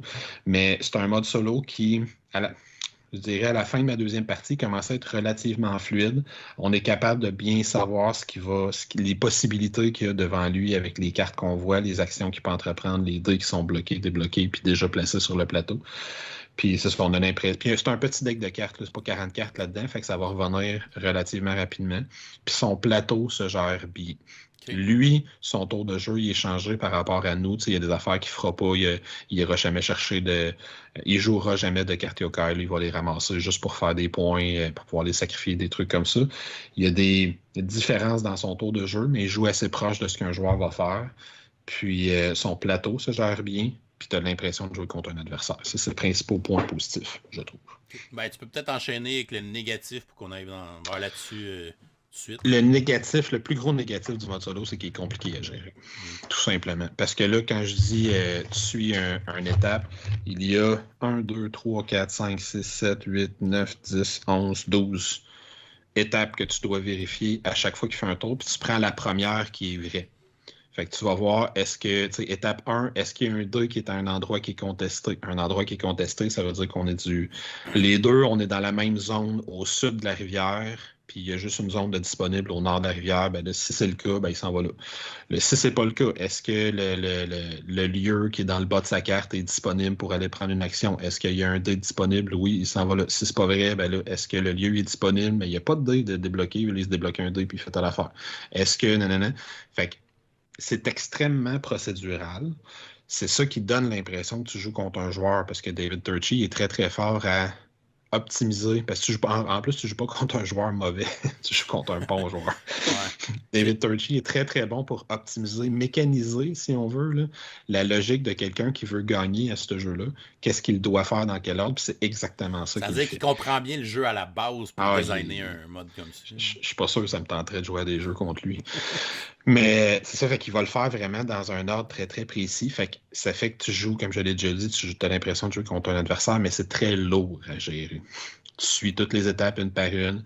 Puis mes deux premières parties, à la fin de ma deuxième partie, je passais encore plus de temps à gérer le tour de jeu de l'automa que le mien. Ouais. Puis ce que ça fait dans un mode solo, c'est que des fois, tu perds le fil de ce que toi-même tu veux faire dans ta stratégie parce que comme il y a beaucoup, beaucoup de possibilités que tu dois suivre dans le cycle d'activation, tu joues contre un esprit qui s'appelle le Tengu. Comme tu as beaucoup de possibilités, c'est que des fois, tu as beaucoup de cas qui peuvent prêter à confusion quand il va prioriser telle affaire. C'est vraiment ça ou ça qu'il va aller chercher entre ces deux options-là, laquelle choisit-elle? Il va se chercher une roche, puis là, qui peut bien combiner avec deux de ces affaires qu'il a, laquelle il va aller chercher pour un maximum de points. Des fois, il y a des petits cas difficiles à trancher comme ça, puis ça fait que c'est lourd à gérer. Je ne doute pas que c'est un mode solo qui devient très bon une fois que tu es expert avec le jeu. Mais je dirais que c'est pas un bon mode solo pour apprendre le jeu. Je vais le présenter comme ça. L'un des modes solo auquel il m'a fait penser au niveau de sa complexité, c'était celui d'Anachronie. Puis Anachronie, je dirais exactement la même chose du mode solo. C'est un excellent mode solo quand tu es un expert au jeu. La première fois que j'ai joué au mode solo, ça faisait 15 parties, je jouais d'Anachronie, je le connaissais par cœur. Ouais, ça a été plus simple. C'était facile. D'apprendre le jeu avec ça, j'ai trouvé ça très difficile. Okay. Je te rajouterai, j'ai peut-être oublié une chose sur le positif du mode solo, c'est que la difficulté s'ajuste très facilement. Ils font la même truc dans l'ensemble du jeu. Ils disent que tu peux le complexifier, mais il y a 5 façons de le rendre plus facile, puis il y a 4 façons de le rendre plus difficile. Puis je tiens à dire que ma deuxième partie, j'ai mis les 5 façons de le rendre plus facile, puis j'ai perdu pareil. Aïe, quand même. Mais encore une fois, c'est parce que moi, j'ai joué 2 parties d'apprentissage, tu vois. Puis ma deuxième partie, j'étais encore à passer 2-3 minutes à gérer le tour. Moi, j'exagère. Peut-être 1 minute et demie, 2 minutes, mettons, à gérer chaque tour, lance les dés, qu'est-ce qu'il fait, ça. OK, il fait celui-là, s'en va là. Il hésite entre ces deux-là, il prend cette tuile-là, ce bâtiment-là, il construit ça où? Il va aller construire là. Puis après, je fais, moi, je m'en vais chercher un bois. Parfait. Là, c'était lui. Fait que il y a cet aspect-là au niveau de la complexité de la gestion de l'automa, qui est selon moi un pas négatif. Là. Si tu veux acheter ce jeu-là pour le jouer juste solo, Tu vas finir par aimer ça, je pense, si tu aimes les gros euros. Mais tu vas trouver ça ardu de passer au travers de l'automate tes premières parties. Ouais. OK. Sinon, moi, j'ai trouvé que... Tu sais, oui, c'est un jeu complexe, c'est un jeu qui a beaucoup de règles. Le livre fait genre 30 pages. Puis, ils ont... Je comprends qu'ils ont voulu mettre la thématique du jeu de l'avant, mais ça amène un vocabulaire qui est pas facile à assimiler dans le jeu. Parce que tous les éléments vont avoir un nom qui a rapport avec la mythologie. Là. On disait tantôt les esprits Mitama. Ben, c'est cool que tu les appelles les esprits Mitama, mais au final, Mitama, je m'en fous. Là. Fait que j'ai pas besoin de retenir ce mot-là pour associer. Je peux les appeler juste les esprits. Les roches Ikaura ou les jetons Ikaru. C'est ça, c'est tous des mots. Là, je les connais parce que j'ai fait la vidéo et je les ai dit 10 000 fois. Là. Mais quand tu lis le livre de règles pour la première fois, t'es mélangé dans ces mots-là parce que j'imagine que c'est des mots en japonais ou qui ont une signification dans une autre langue. Mais si t'as pas ces référents-là, c'est des mots qui te rentrent pas dans la tête puis qui vont juste te mélanger parce que tu vas justement des fois les associer à d'autres choses. Fait que tu sais, je les aurais mis dans le flavor text, là, c'est des esprits Mitama, pis c'est cool. Là. Mais dans la partie où j'explique les règles plus mécaniquement, j'aurais juste appelé ça des esprits. J'aurais coupé ces mots-là un peu de vocabulaire qui, je pense, vont te faire enfarger un petit peu au début. Là. Ouais. Tant qu'à être dans ce sujet-là, toujours au niveau de la thématique, on l'a dit, le plateau, il est beau, il est intéressant, il est visuellement très éclaté, très attirant, il va capter l'œil. Par contre, il est très chargé. Oui. Puis, je suis pas sûr que j'aime la décision qui soit faite toute sur le long, parce qu'on dirait que peu importe comment je le plaçais devant moi, il allait mal. Ouais, énorme, si je le mettais vis-à-vis moi, comme il est fait étroit, mais sur le long, les gates, c'est très très loin de moi. Les manipuler, le tour de jeu, quelle phase on est, c'est très très loin. Si je le mettais sur le côté, ben là, tout est proche, mais tout est de côté. Fait que même pour un joueur solo, on dirait j'aurais aimé que ça soit peut-être 3 plateaux différents. C'est peut-être la rivière sur un plateau, le gate sur un plateau, puis les zones avec les jetons que tu peux aller acheter, là, les pierres, les papillons, puis tout ça sur les libellules sur un autre plateau, pour que tu puisses agencer ça de différentes façons. Ça m'a dérangé un petit peu. Puis vraiment, le plateau est extrêmement chargé. Éventuellement, tu passes par-dessus. Dans ma deuxième game, je t'ai rendu habitué avec toute cette iconographie-là, mais la première fois que tu joues, il y a des cases partout, puis c'est très, très lourd. Puis comme c'est tout mauve, vert, jaune, rouge, puis toutes les icônes sont dans ces couleurs-là, il n'est pas facile à bien comprendre la physionomie du plateau, là, la première fois que tu joues. Ouais, je suis d'accord. Il aurait dû au moins le couper en deux. Parce que si tu joues solo, si tu le mets devant toi, là, il est comme juste trop long. C'est ça, il est super loin. Ouais. Si tu le mets de côté, c'est plat de jouer un jeu solo, tu mets ton plateau de côté pour avoir un accès à tout ce qui est. Bien d'accord. Sinon, on l'a dit tantôt, là, c'est un jeu qui a 10 000 options que tu peux faire là, avec tes actions et les façons de faire des points. Fait évidemment, c'est un jeu assez propice à la paralysie d'analyse. Fait que c'est un jeu qui n'est pas Patrice-proof.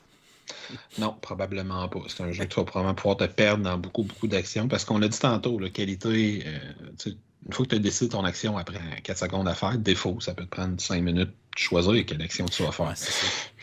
Surtout que c'est un jeu que tu peux... C'est pas un jeu qui est take that, pas du tout, non. Mais c'est un jeu que tu peux bloquer l'autre. Surtout au niveau de traverser la rivière, fait que des fois, ça va te forcer à prendre une décision. Puis il y a quand même une option que tu as avec tes pèlerins pour débloquer un dé plus rapidement que de jouer une carte avant, ce qui te permet de prendre un peu l'avantage dans le tour de jeu. Si tu fais ça, j'ai trouvé ça intéressant, mais ça t'ouvre encore plus d'options qui font que ça peut être complexe de se plier ses pieds et de décider qu'est-ce que tu vas avoir à faire dans ton tour. Sur le niveau solo, c'est évidemment pas un problème. Ouais. Mais le Thomas, il joue plus longtemps que toi au début. Sinon, j'aurais aimé un petit détail. Là. J'aurais aimé ça, vu que c'est un jeu que, justement, il y a plein d'affaires qui scorent des points. J'aurais aimé ça un petit pad de scoring avec une feuille de score pour compiler nos points. Là. Je pense que ça aurait été J'avoue que j'ai pas trouvé ça simple à compter les points. Puis, tant qu'à être dans le matériel manquant, je sais pas s'il manque de quoi dans ma boîte, là, mais j'ai été très surpris qu'il n'y ait pas un aide de jeu solo. C'est vrai. Je pense pas parce que, dans le livret d'instruction, je sais pas si on va bien le voir à l'écran, là, mais c'est ça les étapes que tu as à suivre. Mettre ça sur une carte ou... mettre ça sur une petite carte parce qu'à un moment donné, tu finis par, quand ça fait 2-3 fois que tu joues, tu finis par te rappeler par cœur quand c'est telle condition qui arrive, c'est telle action qui se déclenche. Fait qu'au moins, avoir rapidement sur une petite carte sur le côté que je peux me mettre sur le bord. Je vérifie ça, je vérifie ça, je vérifie ça, au lieu de toujours avoir à revenir, parce que tu fouilles dans le livre quand tu joues en solo. Comme je le disais tantôt, tu dois souvent revenir à l'intérieur du livre. Fait que j'ai trouvé ça intéressant qu'il y ait l'aide de jeu qui me permet de rappeler les règles, mais j'aurais aimé ça avoir une aide de jeu spécifiquement solo. Ouais, bonne idée. Moi, il y a une règle que je me mélangeais tout le temps, parce que... D'après moi, c'est la même que moi. Ben oui, tu sais, c'est les fameuses libellules avec les esprits. Fait que... Lequel s'active quand tu achètes, lequel s'active quand tu le mixes avec l'autre. Moi aussi. L'esprit, tu l'achètes, tu vas l'activer immédiatement. Tu peux le mettre sur ton plateau. Puis là, quand tu vas acheter une libellule le tour d'après, la libellule, tu ne l'actives pas immédiatement, mais quand tu fusionnes, tu vas activer juste la libellule, mais pas l'esprit. Fait que là, des fois, tu sais, tu joues, tu comme, j'achète une libellule, j'active, tu sais, c'est instinctif parce que tu penses que c'est ça la règle, mais finalement, elle s'active pas tout de suite. C'est juste quand je vais la fusionner avec l'autre qu'elle va s'activer. Fait que, tu sais, j'aurais aimé peut-être qu'ils mettent sur les tuiles de libellule justement l'icône de la fusion pour nous rappeler que ça s'active juste pendant la fusion puis pas pendant que tu l'achètes, parce que c'est sûr que tu l'as fait au moins une fois dans une partie de l'activer dès que tu l'achetais, parce que instinctivement, tu penses que c'est comme ça que ça marche, là. Ouais. Ou à la limite, te dire, moi, ce que je faisais pour m'en rappeler, je regardais c'était quoi, mais quand je le mettais sur mon plateau, je le mettais face down. Ouais, pas fou. La libellule. Fait que comme ça, je voyais pas son pouvoir. Puis là, quand je la fusionnais, je la virais de bord. Mais là, ce qu'à un moment donné, fait toujours que je vérifie c'est laquelle je vais activer. Ouais, fait quand quoi je déjà? Ouais, c'est ça, parce que là, je m'en rappelais plus. Mais moi aussi, j'ai trouvé ça étrange, là. Ça, là, je l'ai pas compris. Ouais. Je me rappelle plus s'il l'explique thématiquement dans le livre pourquoi les libellules te donnent pas le pouvoir tant qu'ils ne sont pas reliés avec un esprit. J'ai assumé que c'est juste pour faire une distinction entre les deux tuiles, parce que sinon, ça ne donne rien. Puis tu sais, il y a des affaires, les cartes vision, des fois non plus, c'est pas toujours clair qu'est-ce qui compte une fois, parce que les cartes vision, c'est très important, c'est que dans le livre de règles, chaque élément que tu utilises pour une carte vision ne peut être utilisé que pour une seule carte vision. Mais des fois, c'est pas clair, surtout au niveau de la fusion. Puis j'ai vérifié une règle sur Board Game Geek auquel l'auteur a répondu, puis il disait, par exemple, si tu as juste une paire qui est fusionnée et que tu as une carte de vision qui dit que ça te prend un Mitama, puis tu as une carte de vision qui dit que ça te prend une fusion, ben ta seule paire qui est fusionnée fait scorer les deux. Ouais, c'est ça, la fusion... C'est la fusion qui est importante et non pas... C'est la fusion qui est importante et non pas le Mitama. Ça aussi, il n'est pas expliqué dans le livre de règles. Moi, c'est une question que je me demandais, moi aussi. C'est ça. Mais ça, l'auteur a répondu sur Board Game Geek. J'ai été le vérifier parce que ça m'est arrivé dans ma deuxième partie. Là. Je me suis fait planter un peu moins à cause de ça. Mais c'est ça. Fait que, il y a des petits cas.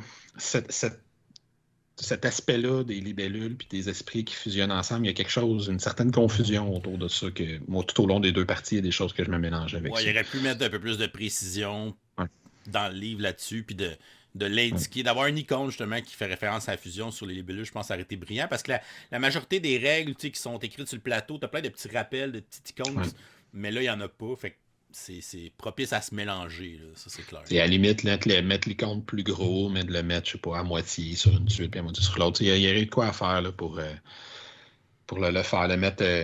Je sais pas comment, mais il y aurait de quoi à faire. T'avais-tu d'autres choses à ajouter là-dessus?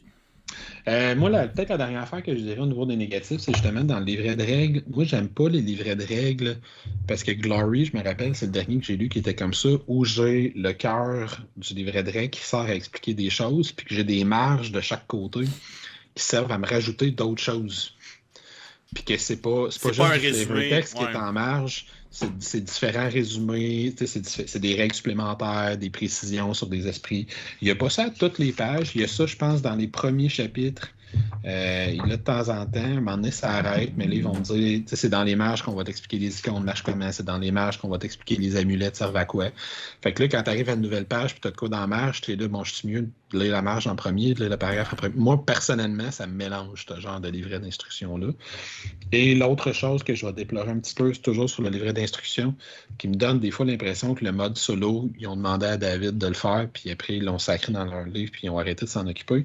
C'est que tout au long du livre de règles, il y a plein d'exemples pour t'expliquer, te préciser des choses. Puis moi, ça m'a beaucoup aidé à comprendre les règles, parce que genre, OK, le gate, des fois, tu peux monter, tu peux continuer. Puis si je t'ai déjà rendu là, je peux aller plus loin. Puis là, te faire un exemple d'un tour de jeu que le gate, quelqu'un qui s'en sert. Il n'y a aucun exemple dans les 5 pages de solo. Ah ouais, puis en plus, qui est rough à comprendre. Moi, j'aurais aimé ça qui me donne un exemple d'un tour de jeu, justement, au niveau des activations, à la fin, pour me dire, pour que je vois aller quelqu'un qui passe à travers ces étapes-là d'activation puis qui doit faire un choix entre des trucs préférés que l'automa va avoir. J'ai trouvé ça étrange qu'il n'y ait aucun exemple dans le livret de règles dans la partie solo. Mais ça, c'est un petit négatif que je trouve. Là. OK. Puis dans le mode solo, il y en a beaucoup des affaires en marge. Là. Toutes les affaires les plus importantes sont écrites en marge. Ouais. Fait que sinon, à part ça, j'ai pas vraiment d'autres négatifs à ajouter. OK. Ben écoute, pour conclure ça, je pense qu'on l'a dit, c'est un jeu complexe. Faut savoir dans quoi qu'on s'embarque. Faut pas l'acheter parce qu'il est beau, parce qu'on aime le visuel ou qu'on est attiré par le thème, parce que c'est un jeu qui est intimidant. C'est un jeu qui peut faire peur, évidemment, parce qu'il y a beaucoup de choses, il y a beaucoup de règles, mais il y a aussi beaucoup d'options quand on y joue. Donc, c'est un jeu qui peut-être. La première partie, peut-être qu'elle va être ardue, peut-être que justement, on va être assimiler un peu plus les règles, l'iconographie, surtout dans notre première partie. Mais c'est un jeu quand il rejoint une deuxième, une troisième fois. Une fois qu'on comprend le système, on comprend les icônes, puis qu'on a assimilé certaines choses, je pense qu'on va avoir plus de plaisir à justement apprécier l'expérience, puis à développer notre grosse salade de points japonaise. Donc, moi, j'ai bien aimé l'expérience, pour vrai. Aussi. Comme tu disais tantôt, ça ressemble beaucoup à des Mind Clash Games. C'est exactement le feeling ça que m'a j'avais. fait penser aussi, beaucoup à Anachronie, pas du tout par sa thématique, puis même pas par ses mécaniques à la limite. Là, Mind Clash Game est plus classique dans son worker placement, dans son placement d'ouvrier, mais ça m'a fait beaucoup penser à cette lourdeur-là des Cérébria, ce genre de gros euros-là, ou à la limite les Lacerda d'une certaine façon. Là. Fait que pour ceux qui aiment bien les jeux complexes, moi je donnerais une note de B+. Pour moi, ça a été un très bon jeu, une belle expérience. J'ai juste joué à 2 joueurs toutes mes parties. Je l'aime beaucoup à 2 joueurs. Je suis pas sûr que je vais y jouer à 3-4. Pour les raisons évidemment que ça peut devenir long. Parce qu'à 2, c'est quand même un jeu qui dure un bon 2 heures. Là. 2 heures, Ouais. 2 heures et quart, peut-être même 2 heures et demie, dépendamment si vous êtes rapide ou peut-être les premières parties c'est un peu plus long. Mais il faut savoir dans quoi qu'on s'embarque. Si on veut jouer à Bitoku. De mon côté, au niveau de la note, là, ça va être peut-être étrange à dire, là, mais je donnerais une note de B. Un petit peu moins bonne parce que moi, je ne l'ai joué qu'en solo. Puis je le trouve très difficile à apprendre en solo parce que tu apprends le jeu en plus d'apprendre le système de l'automa en même temps. Mais je vais rajouter que je ne serais pas surpris qu'il soit dans mes tops à la fin de l'année quand même parce que je veux le rejouer. Je veux le jouer avec des gens aussi, là, maintenant qu'on a plus le droit. Je vais le laisser avec des gens. Puis j'ai l'impression, je l'imagine bien devenir un de mes jeux favoris de 2022 une fois que je vais le maîtriser. Mm-hmm. Ah oui, on a oublié de parler parce que on a oublié de parler de négatif que la mise en place est vraiment très longue de ce jeu-là. Ah oui, parce que moi, c'est pas un négatif parce qu'on a une expérience différente là-dessus. Ouais, c'est ça. Moi, j'ai la chance de posséder une imprimante 3D, puis David me l'avait déjà dit. Fait que moi, j'ai suivi quelqu'un sur Thingiverse qui a créé un insert, puis j'ai créé un insert pour tout le jeu qui rentre très bien dans la boîte. Moi, je fais juste ouvrir 3-4 compartiments, tout est déjà mélangé là-dessus, puis je place ça. Mais c'est en effet un jeu qui doit prendre facilement 20 minutes à placer. Ouais, quand tu le places tout seul, c'est à peu près ça, 20 minutes, de sortir tous des sacs, de tout replacer les tuiles, refaire les petits tas, les révéler, tout ça. Fait que il y a bien du stock. Fait que ça, puis ils n'ont même pas essayé de te faire quelque chose pour que tu ranges dans la boîte. Là. C'est un des rares jeux que quand je me suis imprimé mon insert et j'ai voulu le placer dedans, j'ai pas eu besoin de rien jeter. Là. La boîte est vide. Il n'y a rien dedans. Ouais. Fait que non, c'était une petite parenthèse là-dessus qu'on avait oublié, évidemment. Mais... Oui. Tout à fait d'accord.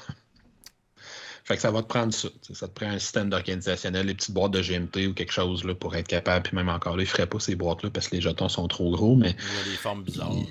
Ouais, c'est ça. Mais ça va te prendre quelque chose pour organiser ton jeu si tu veux pas trouver ça décourageant. Parce que je l'ai même déjà lu quand j'avais vérifié mes affaires sur Board Game Geek. Il y en a qui disaient j'arrive pour le sortir, puis je suis comme on va prendre un autre jeu qui est aussi agréable, mais qui me prend 5 minutes à placer au lieu de 20.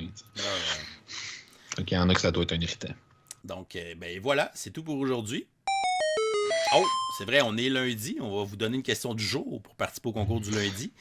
Pour le mois de février 2022. On est la dernière journée du mois. Donc, vous pourriez gagner le jeu Living Forest. On est dans la thématique de la forêt aujourd'hui. La question du jour est la suivante. Quel est un des jeux que vous aimez qui est le plus long à mettre en place pour faire concurrence à Bitoku?